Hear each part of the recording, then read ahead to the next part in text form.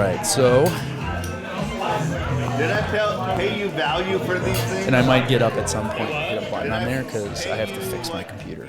But we just got back from the Swinging Door Exchange. Andy and I went to a couple drinks. We met some people. Some people were scared, but then we ran into Jason Foust. Is it Foust? Did I say it right? Faust. Well Jason played. Foust. Yeah. So welcome to the show. Pleasure. Real pleasure. What do you know Sketchy a little bit. Jason? I mean,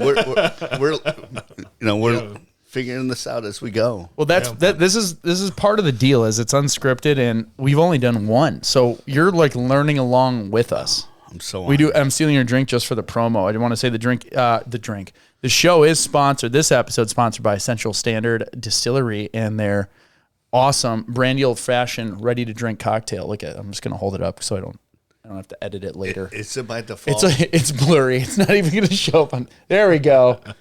It tastes fantastic. Okay. And Jason, we're not going to make you endorse this because you work for a very good whiskey distiller. What exactly do you do? How much time do we have? All the time you want. Okay, good. Yes. Yeah.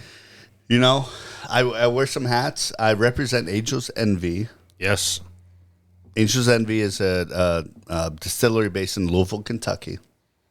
It is,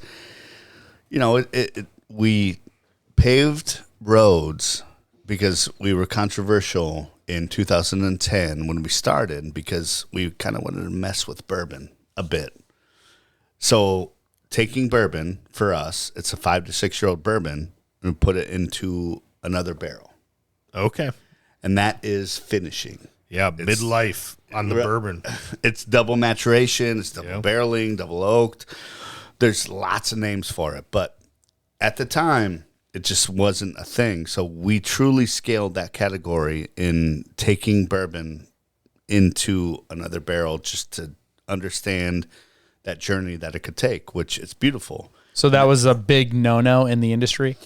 Back then, yes. Okay. And why? Yeah, because it's bourbon with all its rich history, tradition, legal laws that you have to abide by to be a bourbon, right? Because all whiskey can't be bourbon, but all bourbon is whiskey. Okay, explain that for those who don't know, like me. So there's ABCs. So we'll talk the stuff that you might recognize. So bourbon doesn't have to be from Kentucky, number one. Okay. Huge misconception, right? Yeah. Bourbon County, Kentucky. People think it needs to be from there. Very much so. 98% of bourbon still comes from Kentucky. That much? Wow. Words. Kentucky. Yeah. It doesn't have to be. It has to be from the United States. That is number one. Number two, mash bill. The grain build of any whiskey has to be based off corn. Okay. So whiskey is defined as any grain-based spirit distilled, put in a barrel, right? So corn has to be the base of bourbon. Bourbon has to be put in a brand new charred oak barrel. It has to be distilled. This is where this nerd science shit comes in because I love this stuff. Don't forget my language. You've got distilled, every spirit on the planet comes out clear. And if I have to give a science lesson on fermentation to distillation, I'm going to set it up like so. You make grains. Yep. You blend it. Let's talk about coffee. Yep. ADD, forgive me. ADD conversation. You take grains. So bourbon has to be based off corn. You take a blend of those grains. You take a blend of coffee. You take that core product. You grind it fine. You grind it coarse, right? All those things come into play in that final product. So for us, corn has to be 51% of that grain base has to be corn. After that, wheat or rye grains are typically used. Sure. In almost all core bourbons. You look at rye mash bills, and they call them high rye mash, or just rye mash bills. Us, Four Roses, Evan Williams, Woodford. You can look at these products and look at these grain bills and kind of navigate what you like, right? So you look at wheated mash bills, Buffalo Trace, massive, right? Yep. They're the big wheated mash bills. I digress. Going back to the grains, you look at how you process them. You take that corn or you take that coffee, if you will. The way you process it in the beginning is going to affect that end result. If you take the same coffee bean, you fine grind it, you coarse grind it, you put it in a French press, you put it in a pour over, that affects that final product.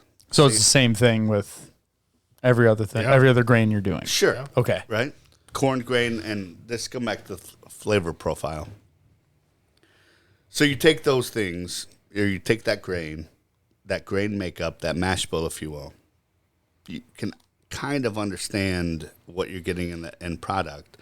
So for us, if corn is in that mash bill, and you can think of these grains kind of like, bread, rye. Sure. Rye. Yep. Rye Bold, bread. intense, spicy. Yeah, most bread has Yeah. the exact same ingredients. It's just how much you put and how you cook it changes the entire thing. Rye punches you in the mouth, Oh, my right? God, yeah. Intense, bold, but corn spicy. is sweet. Yes. Yes. Okay. Wheat bread, Yep. sweet, some minerality there. You Yep. can kind Yep. of relate these things to whiskey. So if you understand what that product is, and I say this because you can look at a shelf and understand what's in the bottle by reading the bottle. And if you know what a wheat whiskey is or rye whiskey is, a mash bill, it's easy to navigate because, look, rye grains, rye mash bills, they give that spiciness, and that's what we are, right? Yeah. So What percent rye? So for us, it's 18% rye. Okay. Okay. So And over 50% corn because it's a bourbon, right? boom, Yep. nice. And he knows what he's talking about. Yeah, he does. You guys will just have the conversation. I'm just gonna hear. I'm just Yep. gonna be here to learn. So bourbon has to be, and again, forgive. We'll go down so many avenues here. We could spend hours talking about bourbon. But you don't know what podcast you showed up to. Yep. But to be keep going. I'm getting a drink. But to be bourbon, right? You have to be based off corn. Yes. 51% corn. Yep. Establish that. Second, you have to make that distillate based off corn, and you have to produce that distillate at certain levels. So level 1 is that you have to cook those grains, because every single whiskey on the planet is cooked. Right? Those grains are cooked. That's fermentation. Once you cook those grains and filter that out, you put it into a barrel. You can't put it into the barrel more than 125 proof. Okay. Oh, sure. So, science nerd stuff. 125 proof in the barrel. Once you pull it out of that barrel, after it's sat there for 5-6 years, if you know whiskey, that proof is going to change a lot. Yep. Depending on where it's at in the warehouse. If it's high up in the warehouse, it's going to gain proof. If it's low in the warehouse, it's either going to lose proof or maintain proof. Sure. That's probably a separate conversation, but at the same time, that barrel has been sitting there for 5 years, and you can't put that juice, if you will, was put in that barrel at 125 proof. It's only going to go up or go down. Most of the time it goes up. So you look at, for us, it's like 120, 130 proof. The only thing you can do to whiskey, add to whiskey, is water. Okay. So if you think about coming off the still at no more than 160 proof, cutting it down to 125 proof, putting it into a barrel, after it's aged, you can't put it into a bottle at less than 80 proof. Okay. And that on top of, so we talked about the mash bill, Yep. America, Yes. the grain. You cannot add anything but water.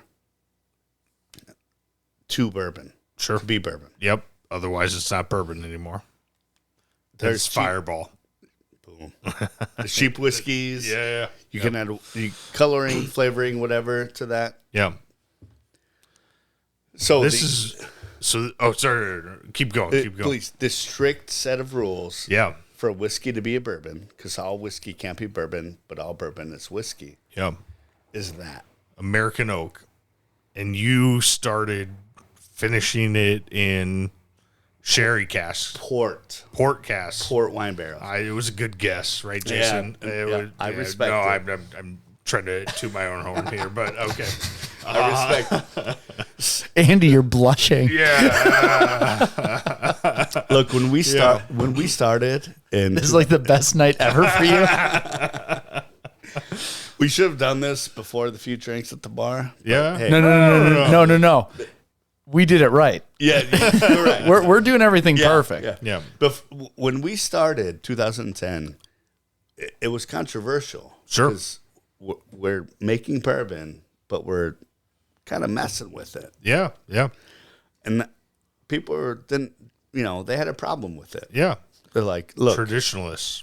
yes, pure. There's so much history, tradition that Yeah. pure process of making bourbon is very real. But we were doing that. They're like But Shiite bourbonites. Yes. yes, Very intense bourbon followers. Yeah.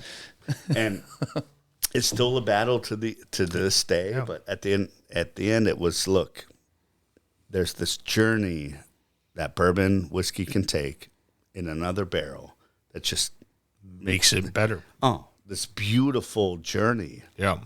You take the core bourbon, and it's every rich. One of our big sayings is revere tradition, embrace progress. I like that. And that's exactly what we do. We make bourbon by every rule and definition, but we embrace that progress and just take it one step further. So we take that bourbon, and for us, it's a 4 to 5 year old bourbon, Yep. aged in that new white oak barrel. So fun fact. I like it. ADD Yep. moment. The definition is an oak container, right? Doesn't need to be a barrel. American white oak is the most prevalent and accessible oak in America. Yes. If you thought you can put out a bourbon aged in 100% French oak barrels Yeah. and put it up against all the big labels we know, you could do that. The definition is Doesn't need to be American white oak. American. Correct. Okay. Interesting. Yep. Fun fact. Number Yeah. one. And it doesn't need to be a barrel. It needs to be a container. If you wanted to do it in a square oak container, you could.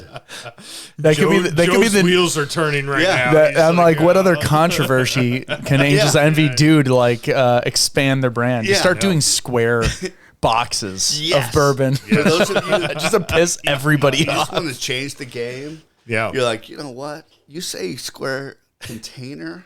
I know these are round barrels, but you know what? These are square oak barrels. And then you move it into a star-shaped one, just to piss everyone off. And you could, and you know what? Those will stack well. Yes. And the thing with bourbon is that it takes so much time to really hone this in that will take years for you to realize that, okay, I'm going to talk about it now. Because, yes, I'm with you. I would be all about you aging in star-shaped square barrels. Yeah, I like it. Revolutionize the game. But it'd be the long, Angels Envy Star Preserve, just have a limited run. Do 2 of them. Yeah. It'd be the long game because Yeah, 10 grand a bottle. We'll see what happens 5 years from now. Yes. I like it. But So- that container, right? Yep. Just has to be new Right. oak. Not American, but brand new oak barrels. So you can't reuse those barrels. Most of those barrels go overseas.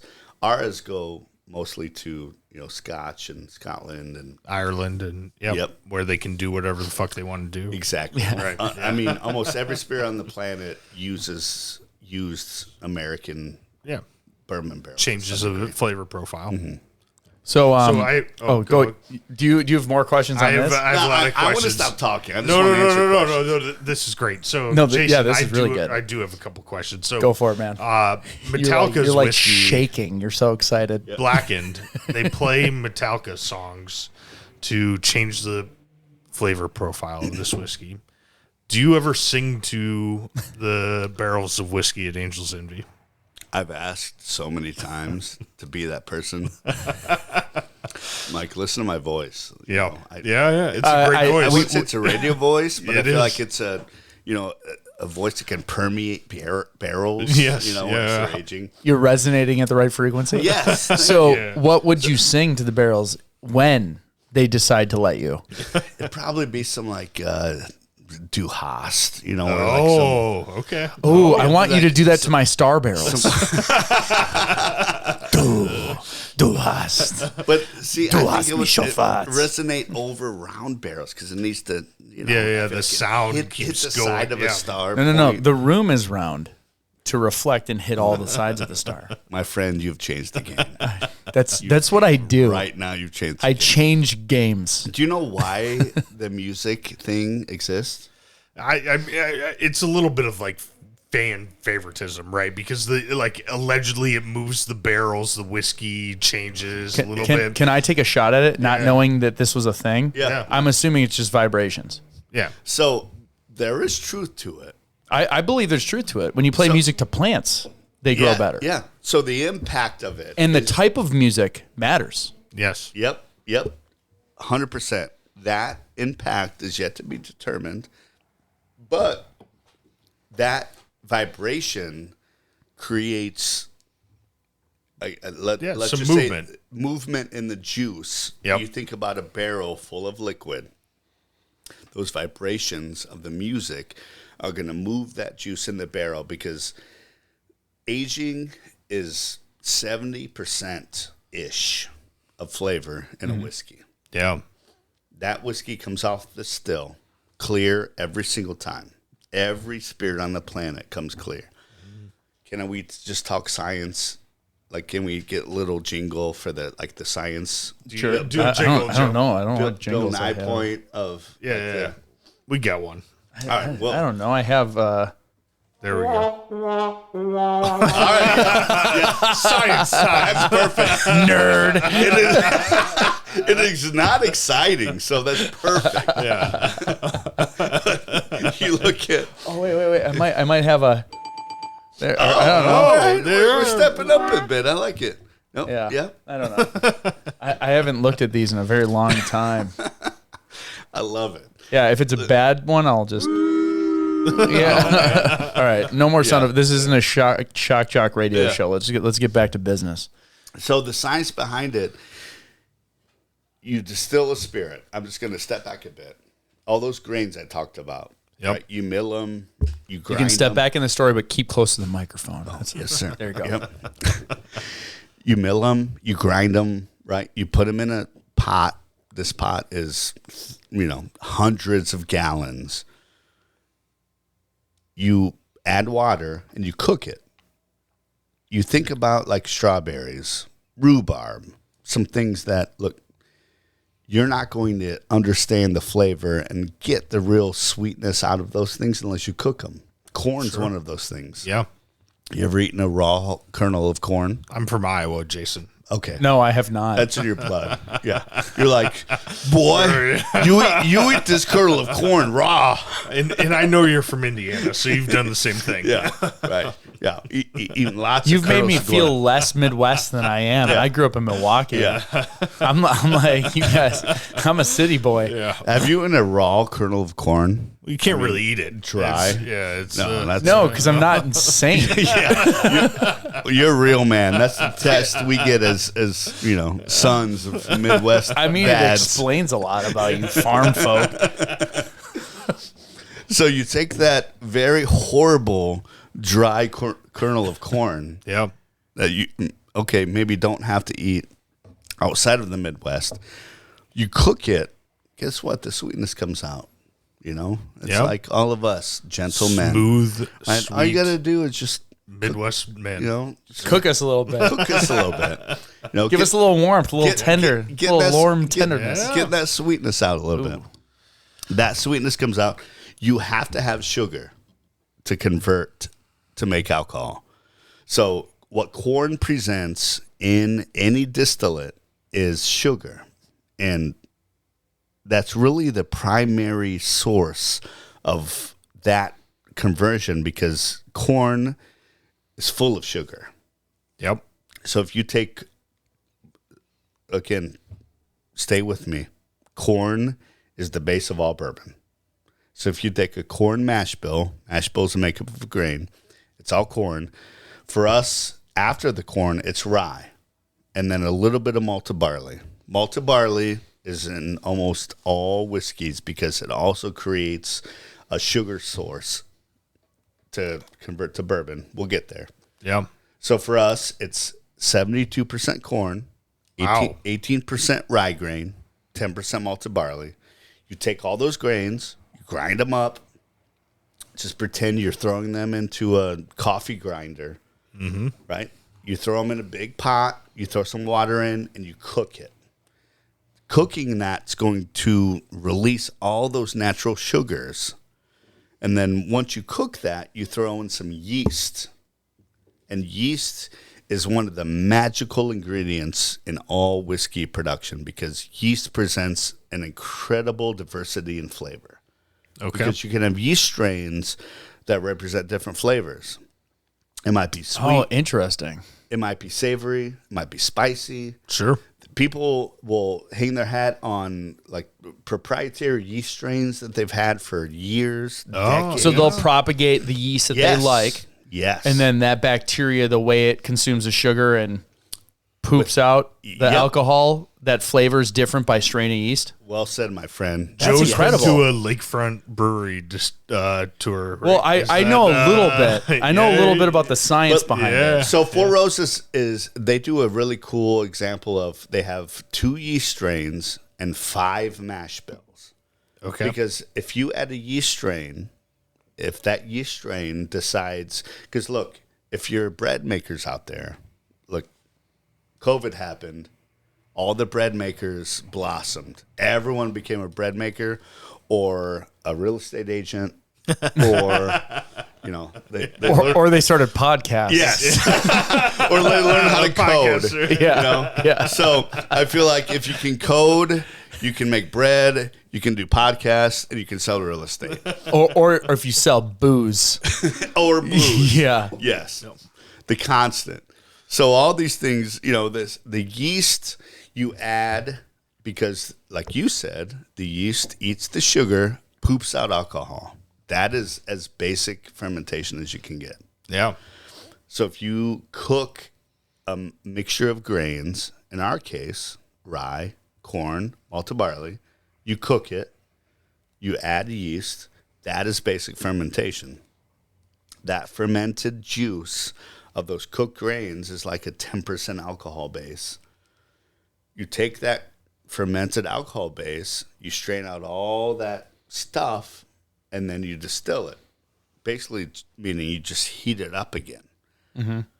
And so, if science you gotta the boo. Yeah. Science.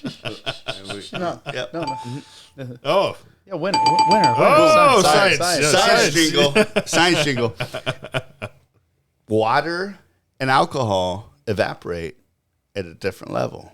And surprisingly, jingle, alcohol evaporates at a lower level than water. So alcohol evaporates at 173 degrees. Alcohol evaporates at 173 degrees. Water evaporates at 212. Okay. So if you think about what we just talked about, you cooked all those grains, right? You filtered out all the muck. Now you've got this like grain liquid. You're cooking that again. If you cook it, you get it to a certain temperature, that is going to distill. That's going to evaporate. The alcohol is going to evaporate before the water does. Yep, sure. And that is basic. That's how you bring the proof down. Well, that's how So fermentation, distillation, you've already cooked the grain. Capture that cloud Yep. singly, so you have just the pure alcohol, and all of the slurry is still left behind. Yep. Okay. Now you've cooked the grains. Now you're cooking the slurry left behind, or the sour mash. Mm-hmm. That alcohol is evaporating before, so you're capturing that alcohol, condensing it back into liquid at a cooler temperature, and that is as basic as distillation as I can get. Yeah. With the cool jingle. That's awesome. Right? There it is. And so every spirit on the planet comes out that way. You have to start with the good spirit and base distillation, right? To Sure. end up with a good spirit. See, I would have never thought that. I always thought yeast was yeast. Like there are different types, like yeast that will produce an alcohol, or a bread yeast that will help the bread rise, where it's just the CO2. But that makes complete sense. I mean, that's almost the most important thing for the flavor outside of aging. And look, our yeast strain is not some proprietary, like unique yeast strain. You can use, call it a commodity yeast strain and get something special. Mm-hmm. Or you can have your yeast strain that you've had and a mother, right? That like core beginning of a yeast strain. How do they develop it? Like if you wanted to start experimenting, if Angel's Envy wanted to start experimenting with different yeast strains and found one they like, Mm-hmm. how do you jump from, okay, it tastes like this, what are we going to do to the next gen of that yeast to make it be something different? Science, cultivation. There's a story I love. Alan Bishop, he is this mad scientist. He started with Copper and Kings out of Louisville, American Brandy, Stewards. He worked for French Lick Distilling in Indiana. So he went to the site that he knew was the site of an old distillery. I mean, 100 years old, been gone for a long time. Yeast is a natural living organism in the air, right? Mm-hmm. So he went to the site, and this is the piece I don't understand, but he went to the site and he captured this yeast, this natural airborne yeast From an old distillery. from an old distillery That is so baller. Wow. I also feel like it's a lie. I'm with you. Not that you're lying. Like if I'm that guy, I'd be like, yeah, I captured I caught that yeast. Like how like a Ghostbuster with Yes. threw the trap out and just sucked it down. This shit hasn't just resonated with the bourbon nerds. I don't get it because I believe it. He would have been called out by now, but and- somebody who knows. this guy is as old school as they get, and That's so he went cool. and he captured this yeast strain, and again, I don't know how, but he did it With the trap from Ghostbusters. yeah, of course, the yeast trap, Obviously, yeah. instead of a laser, it's and he did this, and he created a whiskey from this natural airborne yeast strain because look, there's yeast everywhere around us, right? So, good and bad, right? So he captured this, created a whiskey out of it. The science behind this shit is just incredible. And that yeast strain, like you mentioned, presents so much of that flavor. But a big portion of that flavor, sure, but then you look at barrel aging, the grain makeup, right? How you blend it, so many other factors. And that's why the just the beauty and the history and just this rich just tradition of making bourbon is so pure because there's so many factors that go in. And you can make a lasagna, right? You make a really fucking good lasagna. Joe's Italian. I love lasagna. I'm like Garfield. Just give me all the lasagna. Yes. And you look at how many ways can you make a lasagna? Oh, so many ways. So many ways. Yes. And you look at that. And none of them are wrong. No. There's no wrong way to make lasagna. Exactly. It's like I relate bourbon to like music, to chefs. If you set out to do a thing, people ask us all the time, like, why did you want to age bourbon in port barrels? Why did you choose the proof? all these Tastes good. decisions you made. Number one, you know what? Fuck, it tastes really good. Yep. Number two, you know what? I made this song, and I think it sounded really great. So I'm gonna do this thing, right? Or That's a very cool mindset. To get cool new shit, you got to try new shit. It's artistry. Yeah, and to stop. It's the stop that gets me to say, you know what? This is it. Yeah. No more drums. We don't need to mess with the guitar. We did it. We can record this. Yes. You know what? No more salt. You know? Yeah. Whatever needs in that dish, we're there. It's done. And that I respect so much, because that's the piece that just so many times we're asked why. Yeah. You know, the proof, the mash bill, the bourbon. At the end of the day, you know, we had this master to say, I want to do this thing. Yeah. And he's like, this is where I think it should be. So one of the fun facts I want to mention is that if you crack a bottle of Angel's Envy, you look at the cork. On the cork, it says 1010 expression. Okay.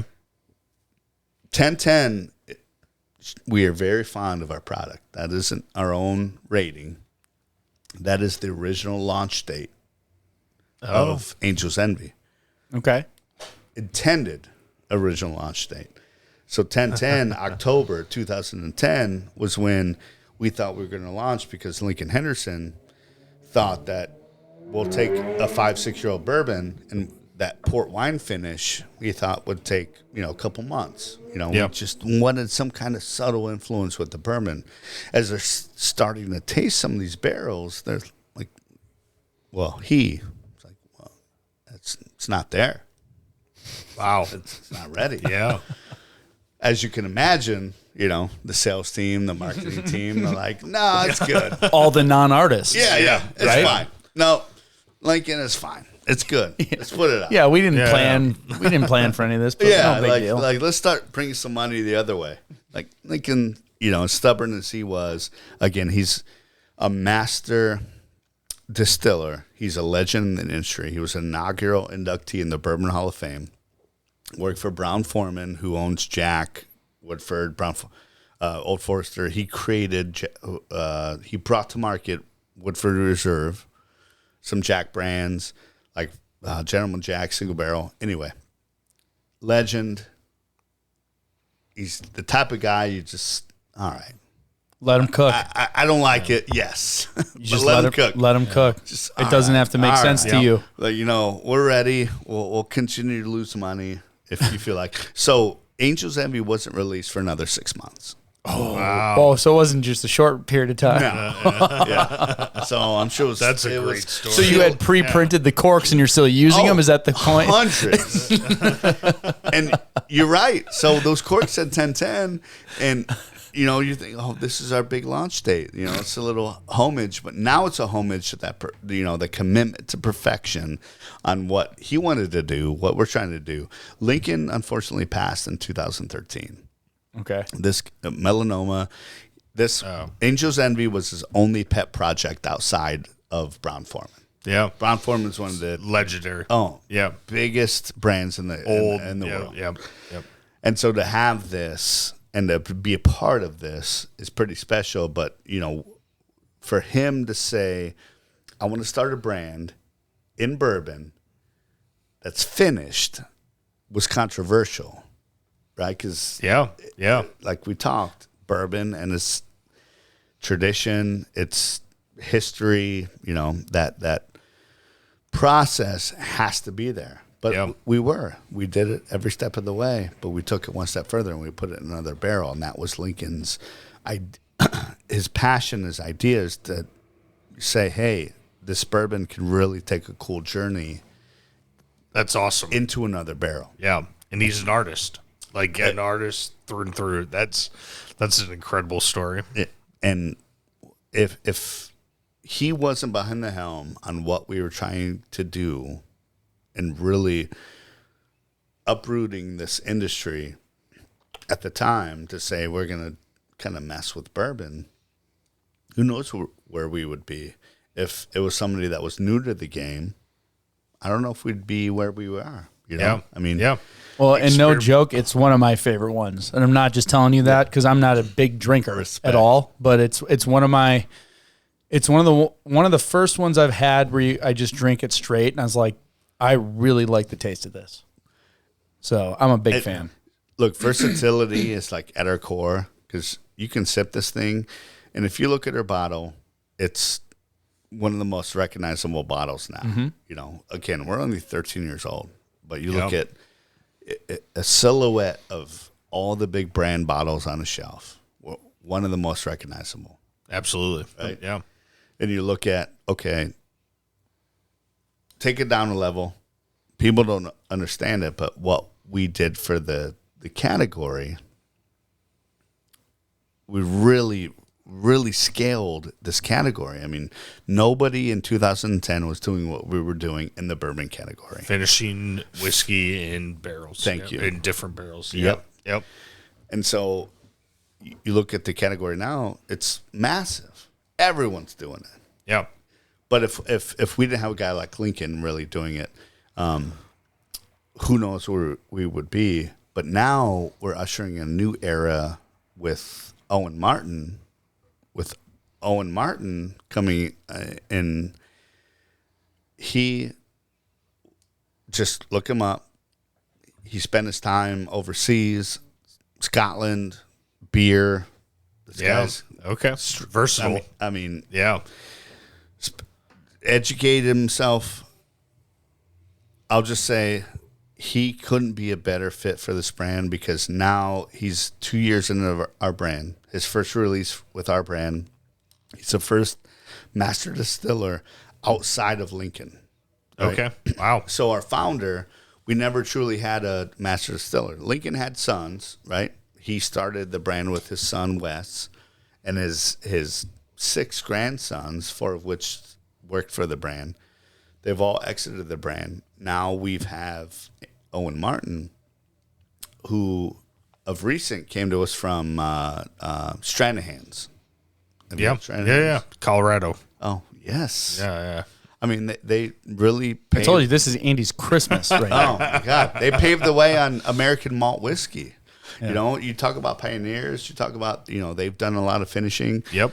And if you meet this guy, which we will, we'll bring Owen here because... let's do it. You got to bring him to the swinging door and hint, because technically we're supposed to run into you like we did with you. Yeah. So maybe you could be like, hey, I'm in Milwaukee again. Maybe I'll be there. Can you believe it? Yeah, what a coincidence. This guy, I mean, let me tell you a story. I had friends coming into town. These guys are the salt of the earth. One guy owns a farm. One guy's an accountant. They are the best people on the planet. They would come to Louisville. They're whiskey nerds. Like, hey, can we have a tour? Like, you know what? I'm going to be in town. I texted Owen, and I said, hey, are you going to be in town? He's like, no, but I'll tell you what. Come to my office. Wow. Text me when you're in my office. And we got there, and I texted him, like, hey, we're in your office. He's like, all right, go to this box, go to that bottle, try this, try that. I'm like, I tell you what. But this is the guy he is. In his office, you're showing these guys around. That's awesome. Like, wow. That I love people like that. opportunity awesome. to just go into this guy's office and try the shit he's working on. It's just... That is so cool. You got to get him on the show. And I was trying to play it cool. I'm like, oh yeah, I do this all the time. It's fine. I've had this shit. It's fine. Yeah. It's like, oh my God, You got like a single tear rolling down your eye. You guys freaking Like out. hearing I the am. national anthem for the first time and an Yeah. eagle screeching. Yeah. He's like, I do this all the time. Where did you come? Where did that American flag come from? What are you doing? Yeah. It is. He's that guy. He is the salt of the earth, and he's an incredible asset to this brand.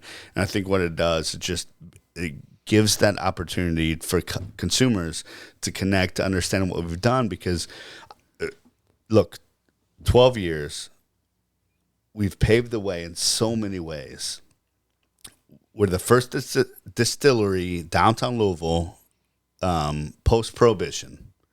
We're the first distillery to have a full bar. I mean, that actually, I'm not talking about like, oh, let's have a classic with what we have, like a full-on cocktail menu. Mike Bone, this guy's a genius. He was our bar manager. He really scaled that program. We've got an incredible crew down there. We're also a distillery downtown Louisville. You know, that downtown Louisville has an urban bourbon trail now. Yeah. We've got big players. I mean, I have a question about that, Jason. Like, how? So, Louisville is the quintessential like headquarters of bourbon, right? There's a ton of old brands. You're new to the market. There's new brands in Louisville.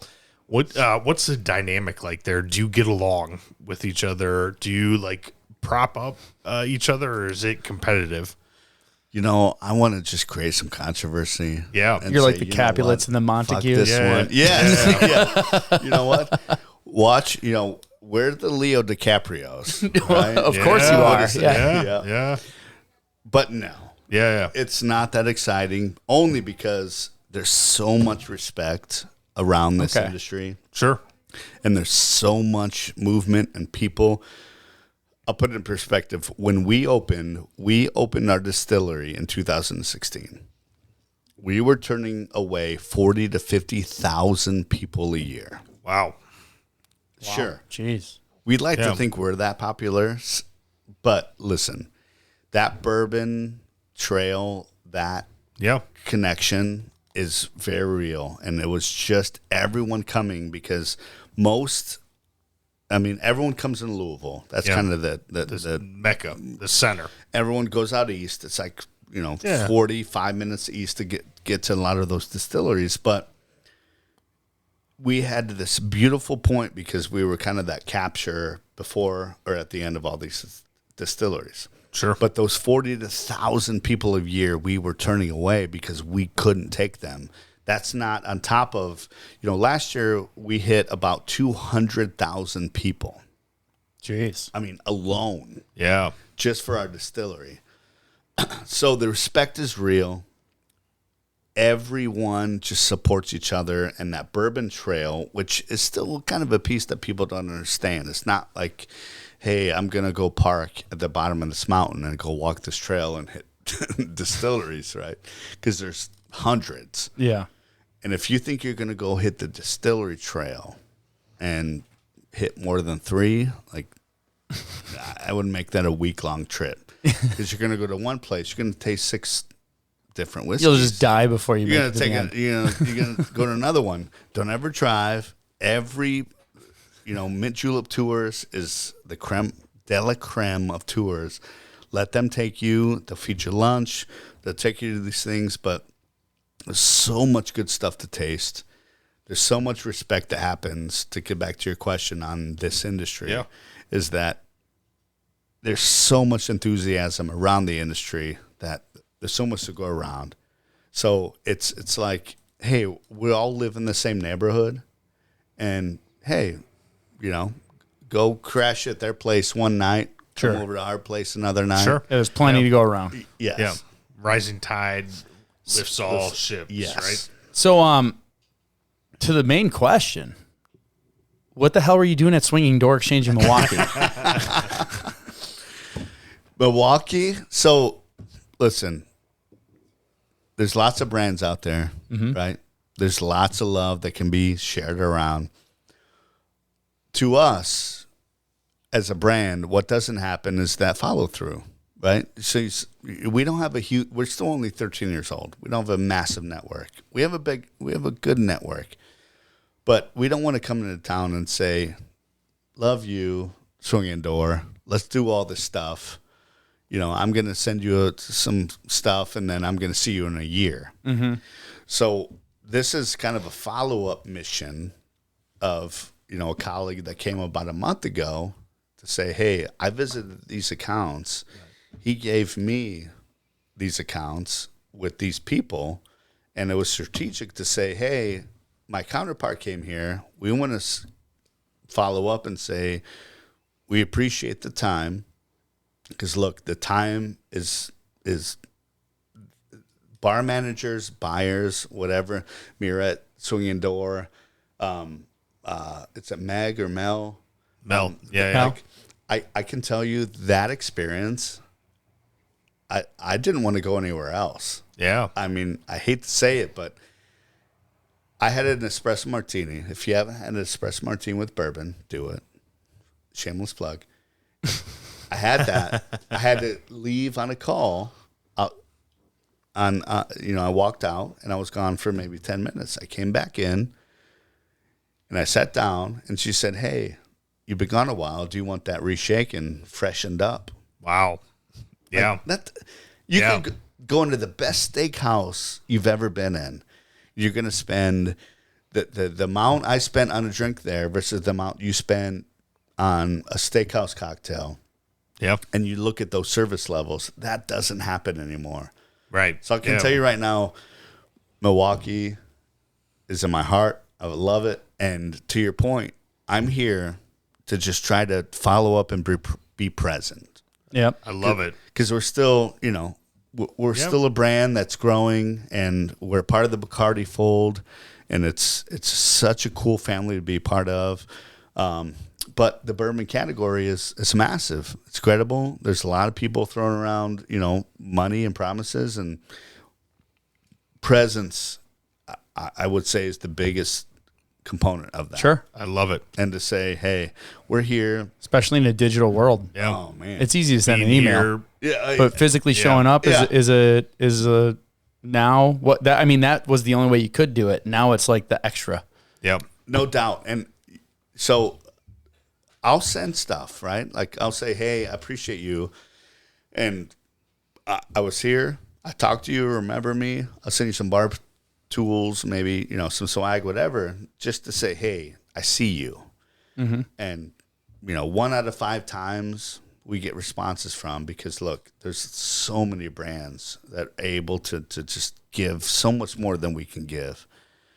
And we take pride in the fact that, look, we know we have to earn our keep. So we'll show up and we'll keep showing up, and we're not going to ask for a bunch, but we're going to say, hey, we're here, and we hope that you see what we see, like tonight at Swinging Door, that honestly, no bullshit, I've never had that level of experience on a place like that. I mean, you're talking steakhouses. Yeah. You can get stuffy service, but that attentive service, just to say, I see you, I don't know you, but look, I want you to have the best experience you can have. Mm-hmm. It's incredible. There's something weird about that place. Yeah. It really is. And it's so cool to hear that, visiting our city. It's nice to know that that's like what you take away from. I came here to visit so many places. I have Yeah. my laundry list. I sat there at like 2 p.m. I'm like, I know I got it. They're open. It's great. Yeah. I am big on asking bartenders where to go. Mm-hmm. And that place came up more than any other place. Really? Yeah. So I'm like, It's a all right. spot. It's so wild Yeah. because and we had this conversation already, but I got to repeat it now. There's nothing special about it. If you really think about it, it looks just like any other corner bar. There's nothing in there that's uniquely special, but for some reason it is. That's and it's literally it's a vibe. It's the vibe of that Yeah. place is different than anywhere else, and I mean it prompted us to build a show around it, which we still haven't even talked to the owner about this yet. Like they're not paying us to do this. Like we just love that place. We always meet cool people like yourself. Hey, I'm in. Like, Yeah. whatever you need. Yeah. Like, I love it. I love it. everything you're talking about, spot on. I am lucky to be able to travel the country, and my life is in bars and restaurants. Would you say this is the best one of all of them? Well, easy. I'm just going. Yeah. Are you talking top of all time? No. Well, I'm saying in the group of all time, yes. Really? I mean, like in that style of top type of bar. echelons. and Yeah. I'm telling you, look, Midwest is best. Yep. Right? Yep. We had this joke in my old team, no coast, best coast. Yeah. In the middle, because look, don't understand the level of hospitality that you get in the Midwest. Yep. But Third coast, Third best coast. coast. that aside, the example I explained earlier, it's that type of, they have no idea. It doesn't matter who you are. They're not going to judge you on what you're spending or what you order. It's like, look, I'm happy for you to be here. At the end of the day, if you're in this industry and if you've spent time in this industry, and if you don't have that mindset to say, you know what, this is my job. I'm happy to be here. I want you to be happy to be here. That dynamic is so lost. And honestly, it's been lost, I think, for a while. COVID was a real deal. It just, it hit a lot of people in a lot of ways. But to be able to kind of get back a little bit, and I'll say this, what I feel like Milwaukee has given me is that these people are like, no, nothing's changed. We love this city. Mm-hmm. We love what we do. We're happy that you're here. I don't care who you are, what you're doing. We're happy you're here, and we're going to try to give you the best experience that we can. And that experience I got at Swinging Door tonight was that, look, that efficiency in a bartender to be able to say, I'm going fucking bananas, excuse my language. You're permitted here. Yep. Good. Thank God. I would have done No so many FCC more in times. podcasts. I've been trying to be cool. I've been trying to drop it somewhere. But that experience and the way they just held it down, and then again, Mel and Daryl are great. I came back. You met them for a little bit. They're both going to be on this show soon. I came back, and that's what the beauty of all this to me is, the fact that normally I come to markets and I'm trying to impact and just meet as many people as I can. I came to Swinging Door midday. I knew they were open.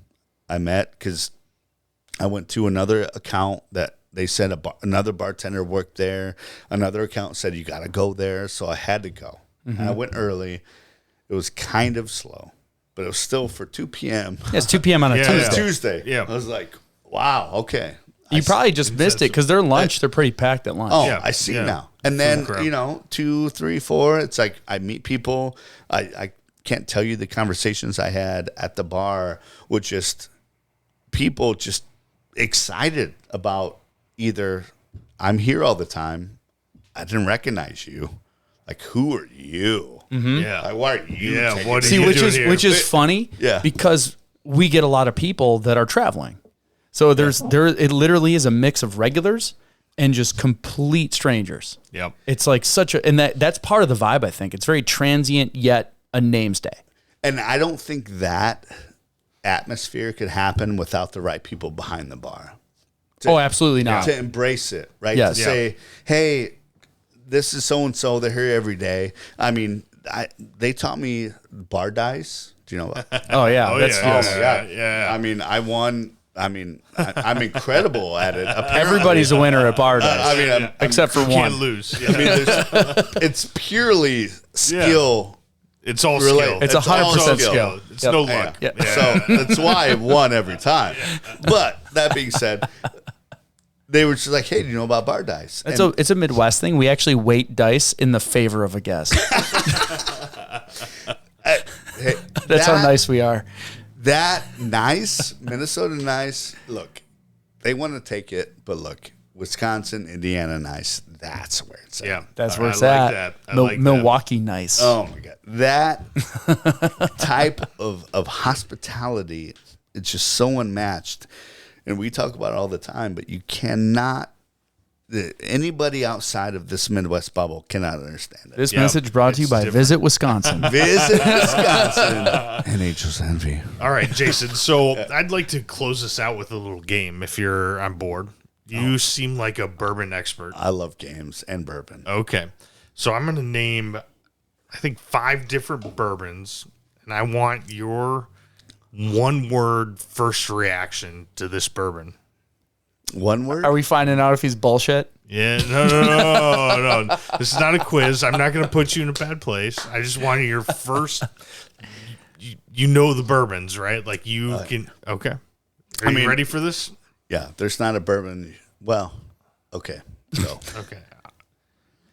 Kirkland 6-year. Costco? Yes. Okay. I'm good there? Okay. Yeah. Costco. Can I end there? Oh, that's your one word. That's his word. It's Costco. I like it. All right. Listen, there's. I love the Costco conversation, Kirkland conversation, because everyone wants to say like the vodka's Grey Goose, the bourbon Jim Beam, and all this other stuff. There's truth to some. Yeah. There's not truth to the others. I'll just leave it at that. I like it. Okay, Jim Beam. I mean, legend. Yeah. Okay, I like it. Pappy Van Winkle. You can say it. Frustrating. Oh, okay. I thought he was going to say overrated. I thought that just. I felt overrated coming from Frustrating. you. Yeah. Okay, frustrating. Yeah. All right. Can I expand? Yeah. You know what? Yes. Look, Buffalo Trace. Yeah. Everyone wants to get to Buffalo Trace Yeah. because it started with Pappy, Yeah. and everything they've done, it's the Pappy trickle down. Yeah. Weller. E.H. Taylor, Yeah. E.H. Weller, Taylor. Yep. Emerty Lee, Yep. Blanton's, Yep. Buffalo Trace. Now you're talking Wheatley vodka and everything else they make. Look, every brand wants to get there, Yeah. and every brand wants to hate it. Yeah. Because of what they're. Yeah. Yeah. But look, it's all quality product. Yeah. And, you can't hate it because, most of the hate comes from just wanting to be there. Yeah. So, Fair enough. Hey. That's well spoken. hey, Yeah. coming after you. All right. All right. I got two more here. Challenge accepted. Challenge accepted. All right. Henry McKenna. Oh, Heaven Hill. So, Heaven Hill Distillery. One of my favorite conversations is talking about these distilleries and the spider web of brands that come from these distilleries. Because one of the biggest questions I get is like, well, what distillery are you part of? Yep. Now, we're Angel's Envy. We're Louisville Distilling Company is, a core brand, but we make Angel's Envy. Right. That's it. Yep. Heaven Hill, right? Henry McKenna, Evan Yep. Williams, Elijah Craig, right? Bernheim. So many things come out of that distillery. All the best bonded stuff. Yeah. All right, JTS Brown, JW Dant, Mellowcorn. Evan Hill's made so many brands, and if you said Henry McKenna, Yeah. I was going to say, which one of those is the one word? the one word, Heaven Hill, and just let me say one more thing. Okay. Hear me out. There you go. Hear me out. Yep, absolutely. You look at mash bills, Yep. and we talk about it all the time because you want to navigate flavor and what you like. High rye mash bills. After the corn, every bourbon has to be based off corn, as we discussed. Yep. After that corn, rye or wheats are most commonly used. So those rye mash bills, us, Heaven Hill, Four Roses, those kind of mash bills are what I like, and I think you can navigate a shelf because there's so much bullshit on the shelf. You could put Yep. 120 proof whiskey on the shelf that you haven't seen before, and you're going to sell it because that's where the bourbon category is. You take these trusted distilleries, Heaven Hill's one of them, and distilleries that you can, if you like that profile, we talked about Buffalo Trace. That's a wheated mash bill. Yep. So after the corn, it's not rye, it's wheat. So you look at Buffalo Sweeter. Trace, Maker's Mark. I think you get this like blend of sweetness and minerality. Yep. Right? Yep. So full circle, I'm back. Yep. Here I am. Henry McKenna. Henry McKenna. Love it. I think it got a big boost from that like best whiskey like 4 or 5 years ago. Yeah. But I think it's a nod more to Heaven Hill. And I think their whiskeys, because Elijah Craig has always been a solid go-to. Yeah, Old Faithful. Evan Williams, single barrel. One that has just come back around. That's like a $35 amazing pour. Yeah. You can't go wrong. So I think Henry McKenna just falls in line with so many good whiskeys. Yeah. And as much as that became kind of the Buffalo Trace or the Blantons, let's say. Yeah. It became that $20, $30 bottle you could find everywhere. Great. Yeah. That now it's $50, $60, $75 because it got some street cred. Yeah. Yeah. Okay. But Heaven Hill's been doing that shit for years. So what's the one word Of Henry McKenna? Yeah. Yeah.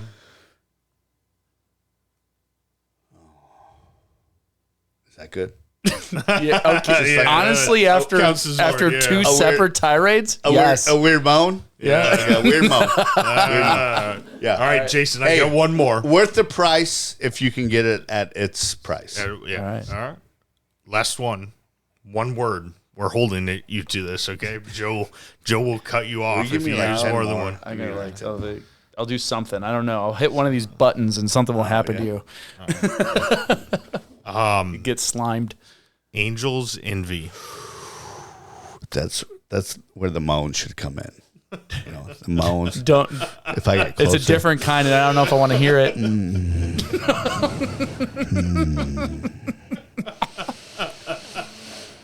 All right. Cut him off, Joe. Oh, okay. I'll stop. So this I have one word for. Yeah. Innovation. I love it. Ooh. Yeah. Can I expand? Yes. Yes, thank you. I mean, who are we to stop you from doing something that clearly you love? Listen, 2010, again, nobody in bourbon, if we didn't have Lincoln Henderson saying, hey, I'm going to mess with bourbon. So I have a quick question. I just want to interrupt you because we talked about Lincoln Henderson. If he was such a well-respected innovator, why was he getting so much flack about doing what he was doing? Because he was messing with bourbon. Okay, so it doesn't matter who you are. If you start trying to change stuff, you're gonna people are gonna try and smack you. Well down. played. Got Yep. you. Okay. Well put. That's it. 2010, that was it. He wanted to take one step extra to take bourbon and put it into another barrel. Yeah. And look, our flagship is bourbon into a port wine barrel. That wasn't what we set out to do. That was just what we could get a hold of. We had 20 different barrels. If you followed our journey, we've done that. Like we've released those barrel finishes. You're talking sherry, Oloroso sherry, tawny port, Spanish Madeira, so many different finishes. But that original release of a port finished bourbon was there because it was a magical combination, but what we could get a hold of the most in terms of those finishing barrels, the port barrels. So what was born was a port finished bourbon that wasn't really being done. And so when we started, and a guy like Lincoln who wanted to start a brand said, I'm going to take bourbon but put it into another barrel, was wild, and people had a big problem with it. Now you look at the category, there's finishes galore. Yeah. He revolutionized it. Oh, Yep. and that's why I don't think we've talked about it enough of what we started, how we scaled this category in bourbon. Yeah. You know, and we've got a lot of cool firsts too. I mean, we're the first to come back downtown since Prohibition at our distillery. We're the first distillery to have a full cocktail bar. Yeah. You know, you could go to a distillery and have a tasting bar. Yeah, but go get a drink. Buy a drink. And I'm not talking like a classic, but, you know, I want a cool, curated craft cocktail with our bourbon. We're the first to do that. So we've really paved a lot of ways. And our D Ford, our GM over at the distillery, just got inducted into the Hall of Fame. Yeah. In terms of operators. That's awesome. Yep. I think we're making waves in so many ways, but that's great. Innovation, man. Yeah, that's it. awesome. Yeah, just pushing the boundaries and trying to have fun with it. And I have to take the time to say we have a brand new product coming out. All right. Let's hear it. Let's hear about it. All right. First major release in 12 years. No way. Okay. Huge deal. Yes. New product, Joe. When's it coming out? Literally in 2 weeks. We might have to release this episode first, like next week, and just fire it off. Yeah. First big release, major release in 12 years. We've lived on two core products in 12 years. We have a port finished bourbon and our Caribbean rum finished rye.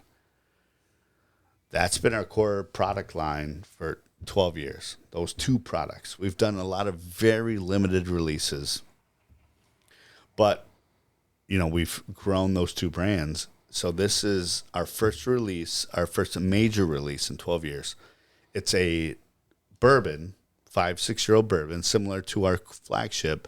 Instead of aged in a used barrel, it's aged in a fresh oak and 3 different types of oak. Chinkapin oak, Hungarian oak, French oak. Chinkapin oak's kind of a trendy oak, if you will, if that's a thing. Trendy oak, because it is amongst distillers. Like, do you even know oak? Do you even know Chinkapin? What are you talking about? Chinkapin oak has been done, right? Hungarian oak is very, very popular in tequila aging. French oak, very prominent in cognac, brandy. You guys know anything about brandy up here? We drink 98% of the brandy in the world we know here. Yeah, I heard there's some things. I think we're drinking it right now. Yeah, that's literally brandy old fashioned in a can. Oh, that's right. I think we should have a battle here. I had my first brandy, or my sweet old fashioned. Thank you. Yeah. It was good. Yeah, if you order that anywhere else, they're like, what the hell are you talking about? Yeah, I don't even know what Corbel is. It was a thing. But that, brandy old fashions, big deal, right? Anyway, triple oak finished whiskey. So we talked about our flagship was a port wine finished bourbon. Our second product was a Caribbean rum finished rye whiskey. Fast forward 12 years, we've got a triple oak finished bourbon. Wow. And so instead of a used barrel, it's all fresh oak. Chinkapin, French, Hungarian oak. Hungarian's incredible spicy. Chinkapin is a lot like American white oak. It's sweet, cherry, and then you've got French oak. Fashionable. Yes, my man. Then you've got French oak. That's just, And what is this called? So Angel's Envy Triple Oak. Angel's Envy Triple Oak. 2 weeks being released. But technically it's Angel's Envy Triple Oak finished bourbon. Right. Okay. If we're all nerds here. Yeah. Because it has to be finished that way. And if there's an extra bottle or two laying around, Well, I know a couple guys that would love to try it and talk about it. You're going to get it. I like it. I mean, this is so cool, and it's limited. Everyone's not going to get it. The people that have supported us will get it. But it's such a cool addition to our portfolio because it's so different in terms of it's just fresh oak instead of just some kind of used barrel. Joe, I think this is a good time to say publicly what your favorite bourbon is. Mine is Angel's Envy, and we're big supporters of Angel's Envy. Oh, 100%. Helps us get a bottle. No, legitimately, I told you this at the bar. It's I'm not a big drinker, which is abnormal for Wisconsin. I think I overdid it in college. The best thing that when I first hit Wisconsin, they're like, look, people drink, and usually they'll drink a lot of whiskey, and then they'll go to beer, and then they'll go back to whiskey. Like when they don't drink, they just drink. We drink beer. Something else. It's like, are you drinking? No, I've been drinking beer. All if day. any one of us was separated from the group, it would be viewed as a problem. But when you're with the group, it's the average. When you go to spring break, if you're from Wisconsin, they don't allow you to compete in competitions for drinking. So it's an actual thing. But of all the bourbon I've had and everything, Angel's Envy was my favorite for the flavor, specifically for the flavor. And it's because I like sweeter things. Sure. And it was one of the best ones I could have on the rocks regularly when, I get sick of the other ones. So, and that's legit. I'm not saying that because I told you that at the bar. Yeah. So it was, it's awesome that we ran into you. There's serendipity. There's they say there's about 15 to 18 products in typical rotation. If you're a massive whiskey drinker, which I am, you've got that many brands in rotation that you either drink at home or you go out and drink. Mm-hmm. So if we can get in that, because look, we fit that because we're something different. If you want to rotate through your brands and something that and tried and true, but the people I run into that say this is all I drink, like, look, you're missing out on life, brother, sister, whoever you are. Yeah. Like if you say you're drinking this one thing, like you got to open up. Yeah. There's so much world out there to live. Get out. Milwaukee, look, we're in the Midwest. You get the burbs. You get those, they're stuck in their ways. Like, no, this is all I know. Like, there's other stuff out there. Just give it a whirl. Yeah. Yep. Try Angel's Envy. Yep. If you're looking for something new, give Absolutely. it a go. Well, You won't be disappointed. Absolutely not. We were built on that principle, just something else, something new, and we still fit that. So if you want to spend your money, you want to spend it better, we kind of fit that because we're something a little different. We're something a little better. So Oh, yeah. No, it's a premium brand that doesn't cost a premium. It's really good. we like to think so. So I'm excited for the new release. Yeah. Yeah. Can't wait. Heck yeah. Listen, We will try that on air. I promise you. Yeah. Listen, we will drink it. Look, we got glasses. There's one of Andy's name on it. Listen, how far are we from the courtyard? Hey, I've got some samples. Okay. All right. So All right. it doesn't have to be right now. Okay. We'll get you some samples. All right. Okay. Taste it. You make your own assessment. I like Jason, you have great ideas. I like all of your ideas. I've got swag. What do you need? Awesome. Well, I'll close with that, Jason. It was a pleasure meeting you at the Swinging Door. Thank you for agreeing to follow us into a dark building after just meeting us to record an episode for the podcast. But the bath here was questionable. Yeah. It was questionable. It was fine. I'm like, hey, Jason, it was fine. Life's worth taking risks, it was right? Fine. It was. Looking around, it's still like, I don't know. Why are we in a dumpster? I don't know why. This is where we do the show. It's real. It's real life. The acoustics are phenomenal. Yeah. Awesome. No, Jason, thank you very much for coming on the show. Man. This was a lot of fun. A pleasure, truly. Appreciate it. All right. And everyone else, thank you very much for tuning in. Look forward to hearing from you next time.